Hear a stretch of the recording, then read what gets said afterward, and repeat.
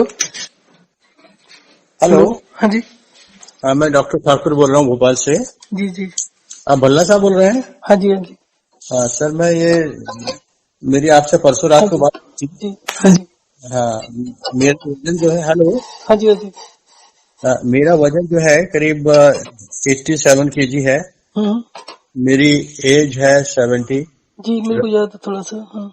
हाँ, और दूसरा यह है कि मेरी हाइट 5'6" है। जी जी। तो मुझे आपने वाटर थेरेपी के लिए कहा था कि मैं खाने के बीच में पानी पीऊं 1 गिलास। जी। बाकी सवेरे से मेरा रूटीन क्या रहना चाहिए? सवेरे कितना पानी पीना चाहिए? कुछ भी नहीं। पानी पीना ही नहीं है? हाँ जी, बस मिल्क के साथ में 3 बारी मिल्क के साथ में 3 गिलास लीजिए और आप सुबह 1 घंटा वॉक एंड रेस्ट करें, रात को सोने से पहले करें, बीच में भी अगर टाइम होता है तो थोड़ा सा बीच में कर लीजिए। वॉक करें? हाँ जी। वॉक करना जरूरी है? वॉक एंड रेस्ट 5 मिनट चलना, 5 मिनट लेटना। अच्छा, 5 मिनट चलना, 5 मिनट रेस्ट करना। जी जी। बाकी वाटर इंटेक मेरा 3 गिलास में हो जाएगा, सफिशिएंट है? हाँ जी। हाँ जी, मोर देन सफिशिएंट। नहीं, एक्चुअली मुझे क्या है, कॉन्स्टिपेशन रहता है, प्लस मुझे हम्म। एक एनल फिस्टुला है। सर एक आप गूगल करके देखिए, हेल्थ 00632। हेल्थ 00632। 632। जी। इनका 9-10 साल से इनको ग्रेड 3 पाइल्स था। नहीं, पाइल्स और फिस्टुला में ओ फर्क सॉरी है। Sorry sorry sorry, fistula is kind of a boil.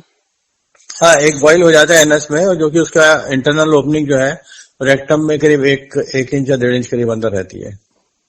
Okay okay. But उसमें और टेक्निक अगर आप फिजियोलॉजिकली देखें तो पाइल में और उसमें क्या फर्क होता है? वो उसमें कट लगा। पाइल्स में मस्से हो जाते हैं। हम्म। हाँ, उसके अंदर वो ऑब्स्ट्रक्ट करते हैं, और ये इसके अंदर क्या होता है कि एब्सेस टाइप का रहता है, हम्म। डिस्चार्ज निकलता है, बर्निंग होती है। हम्म। आपकी बात ठीक है, थोड़ा सा, बट उसको, क्योंकि देखिए इसमें one care for all disease का है कि इसमें सारी बीमारियां ठीक होती हैं इस सिस्टम को फॉलो करके। सो अच्छा। उनका जो 8-9-10 साल का उनका एक्सपीरियंस था और ग्रेड 3 का पाइल्स था, और हम्म। उनका मतलब हेमरोइड्स बाहर भी थे अंदर भी थे सब था। तो अच्छा। अभी उनको 1 महीना, आज पूरा कल पूरा हुआ है। तो उनका हम्म। कल का फीडबैक था कि इट्स ऑलमोस्ट 70-80% गॉन। उनका आईबीएस का भी प्रॉब्लम था। अच्छा, आईबीएस इज समवॉट डिफरेंट।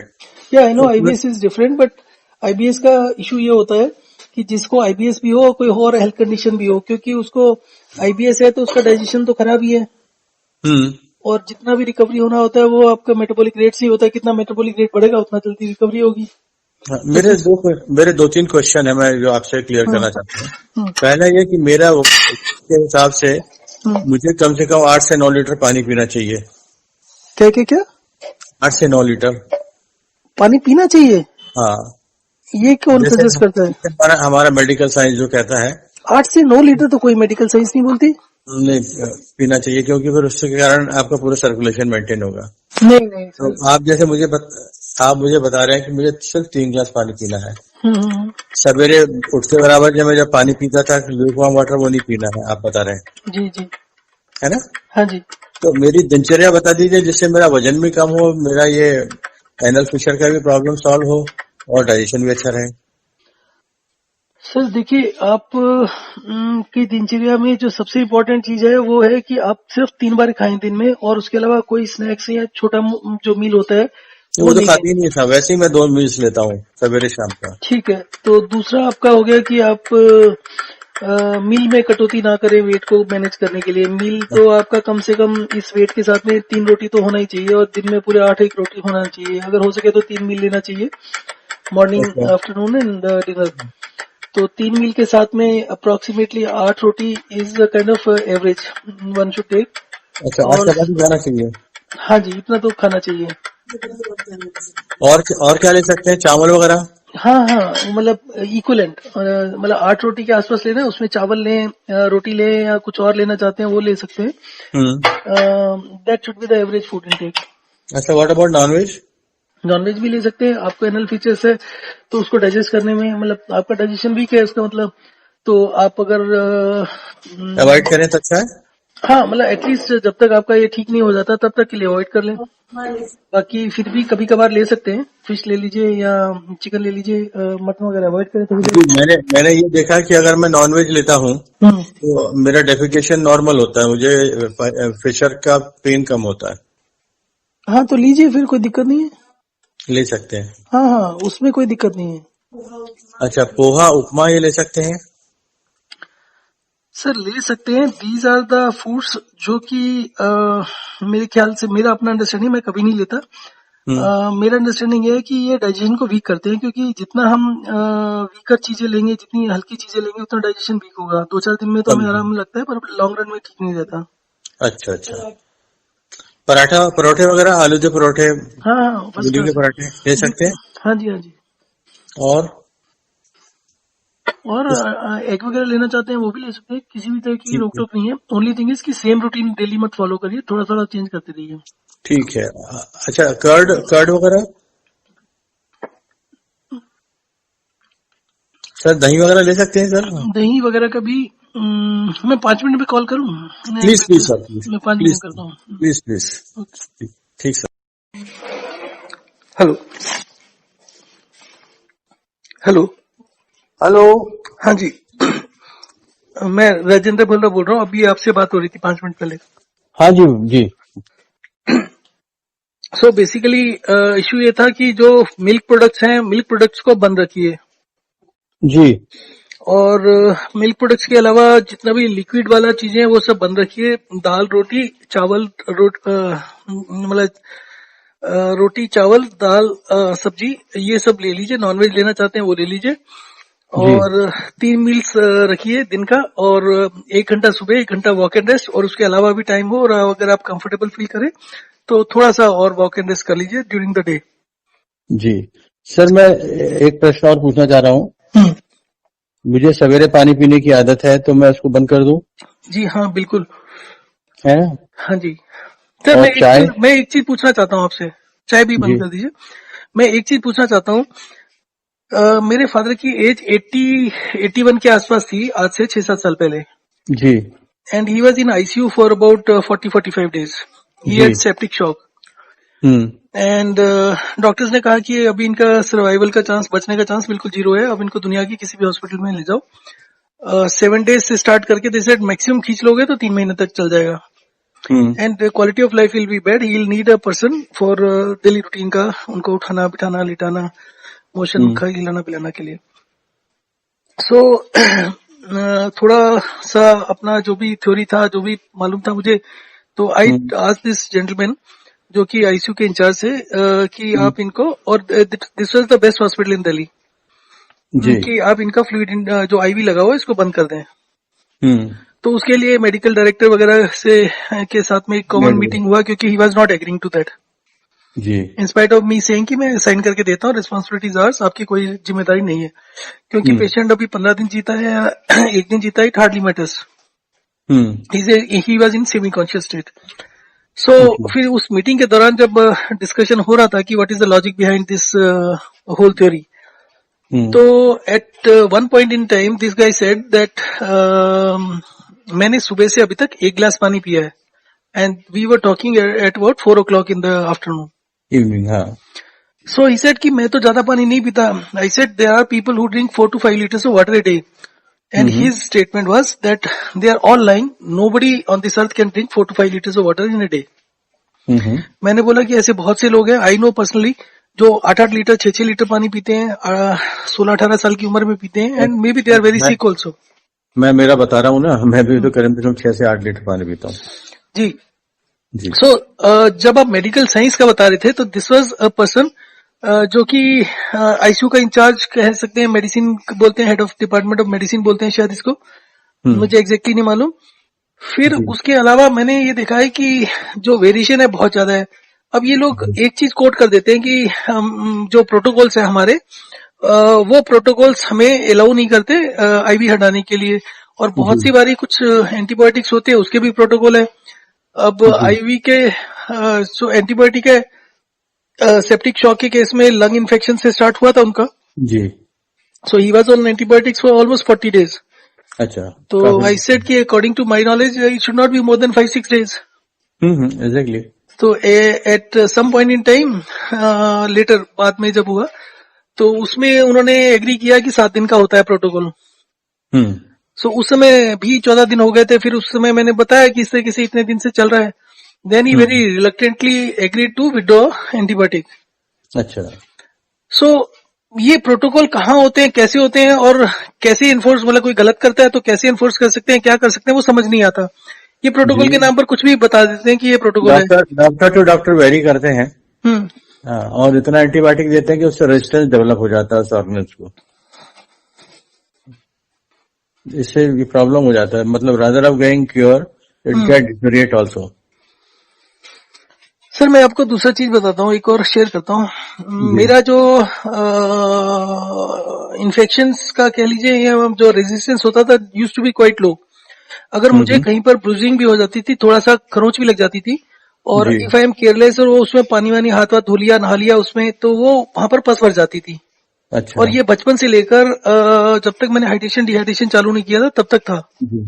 अभी मुझे कोई भी चोट लग जाती है, मैं उसको साबुन से धो लूं, पानी से धो लूं, नहा लूं, कुछ भी कर लूं, 24 आवर्स में हील हो जाता है. अच्छा। My healing rate is extremely fast. उसके अलावा जो कॉमन कोल्ड एंड कफ होता है, फ्लू वगैरह, उसका रेट इज, मुझे बचपन से जहां तक याद है, आज से 10-15 साल पहले तक, जब तक मैंने चालू किया था इसको 15 साल पहले, तब तक मुझे साल में 2-3 बार होता था, और 4-5 बार भी हो जाता था. और एज बढ़ने के पहले तो जब यंग एज में तो कोई फर्क नहीं पड़ता था, घूमते फिरते रहते थे, स्कूल से छुट्टी भी नहीं करते थे. बट जी। जैसे जैसे टाइम बीतता गया, होल बॉडी पेन, फीवर, और इतना होता था कि 7-8 दिन बिस्तर पर ही रहना पड़ता था. और आज की डेट में ये पोजीशन है कि साल 2 साल 3 साल में एक आध बार होता है, और वो भी सिर्फ ड्रिपिंग नोज का होता है. कभी अगर कफ हो भी जाता है तो उसमें ये होता है कि मौसम चेंज हुआ, और उस मौसम चेंज में फ्लूइड इनटेक जो होता है वो गड़बड़ कर जाता है, कि ज्यादा कर लिया या जी। बहुत इरेगुलर कर लिया, या ज्यादा चाय पी लिया अचानक से. तो मेरे हिसाब से, मेरा अपना जो ऑब्जर्वेशन है लोगों में, तो इसमें जी। जो इम्यूनिटी होती है वो एकदम से सुपर हो जाती है. जो हीलिंग का रेट होता है वो बहुत तेज हो जाता है इसमें. अच्छा। तो फ्लूइड इनटेक मैंने पिछले 20 साल में एक ही चीज को रेगुलेट करने की कोशिश करी है, and that is fluid only. उसमें नुकसान भी देखा है कि ड्रिप अगर लोअर साइड में चले जाए क्या होता है. लोअर साइड में जो आपका फिस्चर का बेसिक थ्योरी है, जहां पर भी फिस्चर या किसी भी तरीके का ट्यूमर होता है, वहां पर ब्लड सप्लाई नहीं होती. जी। और ब्लड सप्लाई नहीं होने का एक बेसिक कारण होता है पानी ज्यादा पीना. अच्छा। आपको मैंने उस दिन वीडियो शेयर किया था कोई? नहीं नहीं, कुछ नहीं किया था सर, मैं वही। आपका व्हाट्सएप नंबर क्या है? मेरा जो है, आप एक हाई करके भेजेंगे? हाँ मैं भेज देता हूँ आपको। तो आप पहले उस वीडियो को देख लीजिए. जी। तो ये जितना भी कैंसर होता है, जितनी भी क्रोनिक डिसीज है, या जितनी भी दूसरे तरीके की इवन एक्यूट प्रॉब्लम्स हुई हैं, जी। They can be resolved within a very short period of time. जो पूरा कंसेप्ट है फ्लूइड इनटेक का, that is flawed and extremely flawed. अगर हम फ्लूइड इनटेक को ठीक कर ले तो दुनिया में किसी भी बीमारी के लिए किसी भी दवा की जरूरत है. एक्सीडेंट को छोड़ दें तो एक्सीडेंट को छोड़ने के बाद, एक्सीडेंट में भी 90% medicine can be cut off. जी। तो 1 मिनट आप शेयर करिए, आप उस वीडियो को देखिए, 10-12 मिनट का है, तो फिर उसके बाद बात करते हैं. जी। जी। जी। ठीक है, ओके. हाँ सर, हाँ जी. मेरी वाइफ से आपकी बात हुई थी, उनको एंकल पेन था, जी जी. तो आपने उनको सजेस्ट किया कि 5 मिनट चलें, फिर 5 मिनट लेट 5 मिनट चलें, तो उससे फर्क आएगा सर? अभी हुआ क्या नहीं उन्होंने शुरू? अभी चालू कर दिया सर। हाँ तो बस हो जाएगा, 1 दिन में 2 दिन में आपको फर्क दिख जाएगा. 2 दिन में फर्क दी जाएगा। अगर बहुत, जैसे आप बता रहे क्रोनिक है, 2-3 महीने से है, तो हो सकता है 3-4 दिन लग जाए, but it will completely heal up. अच्छा ठीक है सर, वो चालू कर देते हैं। और क्या उनमें एडवाइस करना चाहिए? Same thing, fluid intake should be restricted. अगर फ्लूइड ज्यादा लेते हैं तो, अगर वो भी सुबह लेते हैं, खाली पेट लेते हैं, तो रेस्ट्रिक्ट कर दें. और जी। अगर यूजली क्या होता है कि अगर किसका क्या हाइड्रेशन लेवल है वो कई बार समझ में नहीं आता. या जी। एक तो है जैसे आपका 8-9 लीटर है, तो वो तो सीधा सीधा हो गया कि आप फ्लूइड को कम कर दीजिए.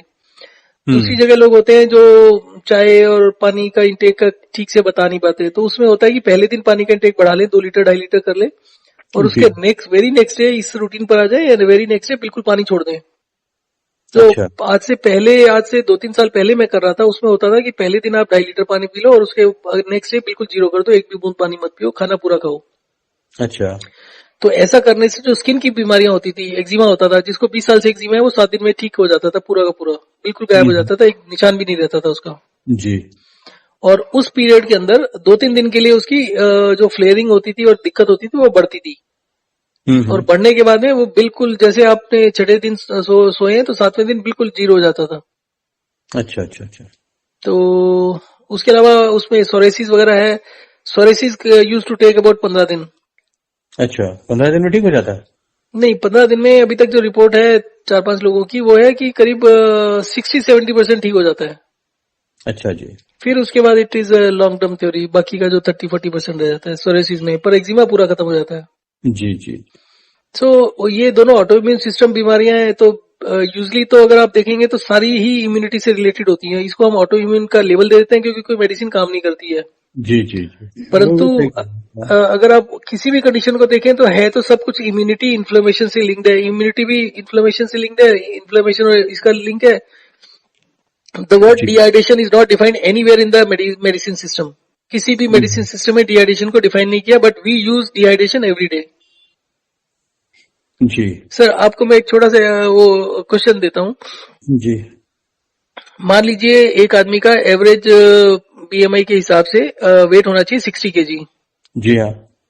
एंड नॉर्मली भी से कि जो बॉडी वेट होता है उसका 70% पानी है, 70 होगा, 65 होगा, 60 होगा, वट एवर वी टेक। जी हाँ, बिल्कुल अब सही। अगर उसका वेट 100 केजी हो जाता है हम्म। तो उस 40 केजी जो एक्सेस है उसमें फ्लूइड कितना होगा, या 60 फ्लूइड बिल्कुल नहीं होगा। जी 60 होगा ना। तो अगर उसको वेट कम करना है तो उसको फ्लूइड ही कम करना पड़ेगा। बिल्कुल। और अगर वो फ्लूइड कम करता है तो मान लीजिए उसका 5 लीटर या 10 लीटर उसने फ्लूइड कम कर लिया, क्योंकि 40 का 60% 24 लीटर है। तो अगर उसने 10 लीटर फ्लूइड कम कर लिया तो will he be called as a dehydrated person और नॉट? नहीं, परंतु स्किन तो लूज हो जाएगी सर। हाँ जी स्किन में तो लूजनेस आ जाएगी। सर, और वो ठीक है, बट विल ही बी उनके कॉल्ड वाइटल। डिहाइड्रेटेड और नॉट? नो, ही विल तो नॉट कॉल इट। डिहाइड्रेशन की डेफिनेशन कहाँ पर है? कहीं पर डिहाइड्रेशन की डेफिनेशन नहीं है। मैं electrolyte imbalance goes to the dehydration. Sir electrolyte imbalance तो सारी जिंदगी लगा रहता है, वो तो कोई ऐसा सेकंड नहीं होता वो हमारी लाइफ में जब इलेक्ट्रोलाइट इम्बैलेंस ना हो। Electrolyte imbalance basically balancing of the electrolyte is the main thing, जिससे हमारी बॉडी का इन्फ्लेमेशन और बाकी सारी प्रोसेसेस चलती हैं। वो तो एक डिफरेंट जी सिस्टम हो गया ना, जी कि जी कभी इधर ज्यादा होगा कभी उधर ज्यादा होगा, तो कंटिन्यूअसली बैलेंसिंग चलती रहती है। जी। और इलेक्ट्रोलाइट इम्बैलेंस का जो बेसिक रीजन होता है वो फ्लूइड होता है, क्योंकि इलेक्ट्रोलाइट का इम्बैलेंस का मतलब तो यही है ना कि इलेक्ट्रोलाइट्स कम या ज्यादा हो गए। हम्म। और कम या ज्यादा होने का मतलब यही है कि एक जगह आपके सेल्स में पानी ज्यादा हो गया तो इम्बैलेंस क्रिएट हो गया और वो पानी वहीं जाया जा रहा है और कहीं और जा ही नहीं रहा। एक और चीज आपको कंडीशन बताता हूँ मैं, दैट मे बी हेल्पफुल और not, I don't know, but मुझे भी कल एक नेगेटिव फीडबैक मिला। There was a 68-year old person जी। And he was BP patient for last so many years hmm. And he was on BP medicine, 2 medicine लेते थे। जी। उनका जो जनवरी में क्रिटिनाइन का चेक हुआ था दैट वाज 8.5 प्लस अच्छा अच्छा। And he was on 2 medicine, और उनका जो पोटेशियम आया था वो 7 आया था। हम्म। सो मैंने गूगल किया और उसमें देखा कि उन 2 मेडिसिन में से एक मेडिसिन थी जो पोटेशियम को बढ़ाती थी। हाँ, सिमिटिडीन जो रहती है। हाँ जी, सिमिटिडीन टैबलेट होती है। आई डोंट रिमेम्बर क्या कुछ और नाम था उसका, एनीवे वो जी। ब्रांड नेम होगा। तो हम्म वो मेडिसिन मैंने बंद करा दिया। हम्म। वो मेडिसिन बंद कराने के साथ में फ्लूइड को रेस्ट्रिक्ट कर दिया। और दूसरा प्रॉब्लम ये भी होता है कि जो भी बीपी का पेशेंट होता है, तो अगर वो बीपी की मेडिसिन लेता रहता है, खासकर डाययूरेटिक हो या ये जो पोटेशियम बढ़ाने वाला होता है, जी जी। तो इन सब में क्या होता है कि उसका डिहाइड्रेशन बहुत एक्सेसिव हो जाता है अगर वो पानी को भी कम कर दे और मेडिसिन भी लेता रहे। तो अगर बीपी का कोई भी पेशेंट है तो he has to stop the medicine. ठीक है, तो जी अब उनका जो पोटेशियम बढ़ाता था वो मेडिसिन बंद कर दी, और दूसरा वेसल्स को डायलेट करता था तो उसको चालू रखने दिया। जी। तो नेक्स्ट 5-6 दिन के अंदर उनका और ये वॉक एंड रेस्ट भी उन्होंने किया, तो नेक्स्ट 5-6 दिन के अंदर उनका जितना भी स्वेलिंग था पैरों का वो खत्म हो गया। हम्म फिर एक दिन उन्होंने शायद कुछ पेन का या कुछ कंप्लेंट किया तो पानी बढ़ा दिया। वो पानी बढ़ाने के बावजूद अगले दिन स्वेलिंग और कम हो गई। जी। तो एवरीथिंग वाज फाइन। तो मैंने उनको सजेस्ट किया कि जस्ट टू अंडरस्टैंड कि हम किस डायरेक्शन में चल रहे हैं, whether we are moving in the right direction not, आप ब्लड टेस्ट करा के एक बार क्रिटिनाइन करा लो हफ्ते के बाद। हम्म दे डिलेड इट बाय 10 days और सो। जी अब उसका बेसिक रीजन क्या था कि उनका ब्लड प्रेशर बढ़ रहा था. इट वाज कमिंग टू 175, 180, 190 भी पहुंच जाता था. And the lower one use to be around 80 के आसपास. जी और अगर वो बीच में जैसे उनको लगा कि कंटिन्यूअसली 5-6 दिन हो गए ये इतना ब्लड प्रेशर आ रहा है, तो एक मेडिसिन लेते थे तो एकदम से डिप कर जाता था. 140 नहीं, 120 और 50 पर आ गया. जी जी सो ओवरऑल वाज दिस. फिर उन्होंने क्या किया कि पिछले हफ्ते से मेडिसिन दोबारा से लेना शुरू कर दिया. तो जी ब्लड प्रेशर तो ठीक हो गया, पर उसके बाद उन्होंने कल क्रिएटिनिन चेक कराया तो 10.3 हो गया और स्वेलिंग उनकी पूरी पहले से भी ज्यादा हो गई.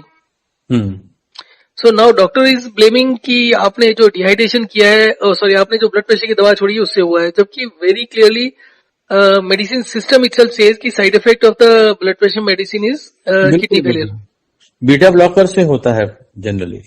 Kidney fail. हाँ किडनी फेल बीटा ब्लॉकर से. पर अगर उनका स्वेलिंग कम हुआ तो उसका मतलब तो यही है ना कि उस समय इंप्रूवमेंट हो रहा था उनका. बिल्कुल बिल्कुल होना चाहिए. एंड दूसरा चीज है उनको नींद बहुत आने लग गया. That is a good sign. या तो दोनों चीजें उनका अच्छा था और वो उनका कंसिस्टेंटली ये हाई नहीं रहता था. मतलब जी दिन में कुछ घंटों के लिए उनका कम होके 160 के नीचे भी आ जाता था. तो he was progressing very well. अब उन्होंने कर लिया. अब उनका हिम्मत नहीं पड़ेगी 10 पॉइंट पर आने के लिए. डॉक्टर्स ने उसको डायलिसिस के लिए तैयार रहने के लिए बोल दिया नेक्स्ट मंथ. अच्छा. सो बेसिकली प्रोग्रेसिस जो है सभी का बहुत बढ़िया होने लगता है और फिर वो होता है कि प्रेशर जो है ना पूरा दुनिया का फ्लूइड्स के ऊपर, और बिल्कुल वो बिल्कुल. बहुत गड़बड़ करता है. वो बीच में छोड़ने के बाद अब ये वाली कंडीशन हो गई तो अभी इस कंडीशन में इस पेशेंट को हाथ लगाते हुए भी डर लगता है. नहीं बात तो सही है. रिस्की हो जाता ना.